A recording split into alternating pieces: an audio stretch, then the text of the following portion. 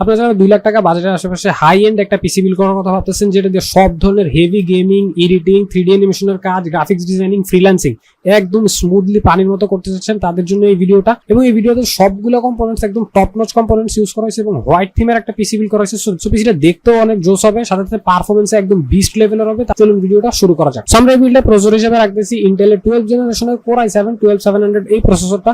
এটা বাংলাদেশের প্রাইস হচ্ছে 36,800 টাকা। এবং এই বিল্ডে এই প্রসেসরটা নেওয়ার কারণ হচ্ছে এই বাজেটের টপ নচ একটা প্রসেসর। এটাতে পেয়ে যাবেন 2.1 GHz থেকে up to 4.8 GHz clock speed এবং 12 কোর এবং 20 থ্রেড থাকাতে হেভি যত ধরনের কাজ আছে like 3D animation, gaming, editing সব একদম পানির মতো স্মুথলি হবে। দেন এই প্রসেসরটা থেকে ঠান্ডা করার জন্য আমরা রাখতেছি একটা লিকুইড কুলার লায়ন লিগালা হাট 240 mm হোয়াইট। এই লিকুইড কুলারটা দেখতে যেমন জোস, পারফরমেন্সও অসাধারণ। এটা বাংলাদেশের প্রাইস হচ্ছে 11,000 টাকা।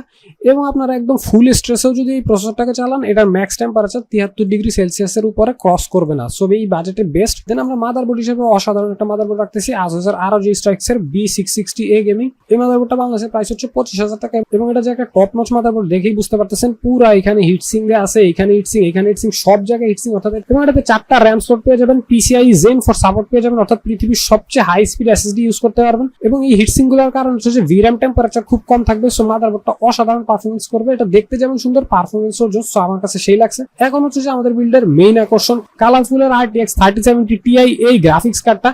এটা বাংলাদেশের প্রাইস হচ্ছে 92,000 টাকা। এটা দিয়ে হচ্ছে যে আপনারা সব ধরনের গেমিং 1440p তে একদম স্মুথলি খেলতে পারবেন, সাথে সাথে 4K তেও খেলতে পারবেন।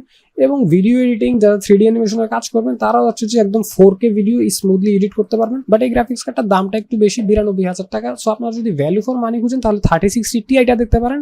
র্যাম হিসেবে থাকতেছে Corsair Dominator Platinum RGB এই সিরিজগুলো। আপনারা জানেন যে এই র্যামগুলো হচ্ছে যে কনজিউমার গ্রেডের one of the best RAM. এগুলোর প্রাইস হচ্ছে যে 11,800 টাকা। এখানে হচ্ছে যে 2টা র্যাম থাকবে 8GB করে। 3200 মেগাহার্জ এর র্যাম গুলো অসাধারণ পারফরমেন্স করবে এবং দেখতেই পারতেছেন খুব হেভি হিটসিং দিয়ে আছে এবং খুবই ভালো RGB পাবেন। সো লুকস যেমন পাবেন, পারফরমেন্সও পাবেন। এবং বলে রাখি, অনেকে বলবেন ভাই এই বিল্ডে 3600 মেগাহার্জ দিলে ভালো হতো। আমি বলে দিই 3600 মেগাহার্জ এবং 3200 মেগাহার্জের ভিতরে তেমন কোনো পার্থক্য নাই, শুধু দামের পার্থক্য। এবং এগুলো C16 র্যাম হতে এগুলোর ল্যাটেন্সি খুব কম হবে, অর্থাৎ গেমিং একটা ভালো ফিডব্যাক পাবেন। বাট হচ্ছে যে আপনি 3600 মেগাহার্জের র্যামগুলো হচ্ছে যে C18 হয়, ওগুলোতে একটু ল্যাটেন্সি হয়। সো ওভারঅল এইটাই বেস্ট। বাট আপনি 3600 মেগাহার্জ চাইলে ওইটাও নিতে পারেন, ওগুলোর প্রাইস 15,000 পড়বে। দেন SSD হিসেবে ইউজ করতেছি পৃথিবীর সবচেয়ে বেস্ট SSD কনজিউমার গ্রেডে Samsung 980 Pro 500GB। এটা হচ্ছে যে PCIe Gen 4 সাপোর্টেড SSD। এবং এটা যদি স্পিড সম্পর্কে বলি তাহলে হচ্ছে যে আপনারা যে টিপিক্যাল হার্ড ডিস্ক ইউজ করেন ওগুলোর রিড রেট স্পিড হয় 100 থেকে 150 MBPS, আর এটা রিড রেট স্পিড হচ্ছে 7000 থেকে 5000 MBPS। অর্থাৎ বুঝতেই পারতেছেন কি পরিমাণ ইনসেনলি ফাস্ট।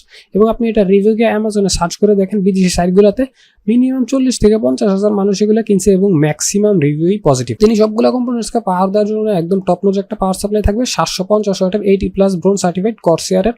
এটার প্রাইস পড়বে বাংলাদেশে 12,000 টাকা। এবং এটাতে হচ্ছে যে 10 বছরের ওয়ারেন্টি পেয়ে যাবেন, অর্থাৎ 10 বছর নিশ্চিন্তে ইউজ করতে পারবেন। 3070 Ti চালানোর জন্য এটা একদম পারফেক্ট একটা পাওয়ার সাপ্লাই। সাথে সাথে 80+ গোল্ড সার্টিফাইড হতে সবগুলো কম্পোনেন্টস যেমন সেফ থাকবে, সাথে সাথে আপনার পাওয়ার এফিসিয়েন্সি হবে, অর্থাৎ বিদ্যুৎ বিলও কম আসবে। কেসিং হিসেবে থাকতেছে লায়ন কুলার 205 মেশ এই কেসিংটা। এটা বাংলাদেশের প্রাইস হচ্ছে 7,100 টাকা। দেখতেই পাচ্ছেন অসাধারণ একটা হোয়াইট বিল্ডের কেসিং। এখানে দুইটা 140 mm এর ফ্যান পেয়ে যাবেন এবং সামনে মেশ থাকাতে প্রচুর এয়ার ফ্লো হবে, অর্থাৎ সবগুলো কম্পোনেন্টস ঠান্ডা থাকবে।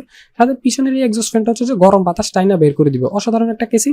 বাট কেসিং এ আপনার চয়েস। এখানে আমি আরেকটা কেস রাখছি, আপনার যদি সাদা এবং কালো মিক্স করে নিতে চান তাহলে ডিপ কুলের এই কেসিংটা দেখতে পারেন। এটার বাংলাদেশের প্রাইস হচ্ছে 6,500 টাকা। এবং এটা সামনে 3টা ARGB ফ্যান পেয়ে যাবেন এবং পিছনে একটা এক্সস্ট ফ্যান লাগাই নিতে হবে, সাইডে টেম্পার গ্লাস। সো লুকস অনুযায়ী আপনার কাছে যেটা ভালো লাগে সেটাই নেবেন। এবং এই সবগুলো কম্পোনেন্টসকে একসাথে করলে দেখতে পাচ্ছেন 2,06,400 টাকা হয়েছে। বাট 2 লাখ টাকা বাজেট হলো, আমি কিন্তু কোথাও ওভার স্পেন্ড করিনি, অর্থাৎ আপনারা হাই এন্ড বিল করলেও কোথাও আপনার টাকা নষ্ট করিনি। একটা জায়গায় হচ্ছে যে টাকাটা একটু বেশি লাগছে, সেটা হচ্ছে যে গ্রাফিক্স কার্ডে 3070 Ti তে। এবং এই বিলটা হচ্ছে যে কোনো মনিটর ছাড়া। বাট আপনার বাজেট যদি মনিটর সহ 2 লাখ টাকা হয় এবং আপনি যদি ভ্যালু ফর মানি পিসি বানাতে চান তাহলে আমি বলবো আপনি এখানে 3070 Ti টা না নিয়ে 3060 Ti টা নিতে, ওইটার প্রাইস 30,000 টাকা কম হবে। এবং ওইটা নিলে আপনি এখানে পাওয়ার সাপ্লাইটা 650 ওয়াট নিলে আরো 2,000 টাকা সেভ হয়ে যাবে। সো আপনার অলমোস্ট 35,000 টাকা সেভ হয়ে যাবে।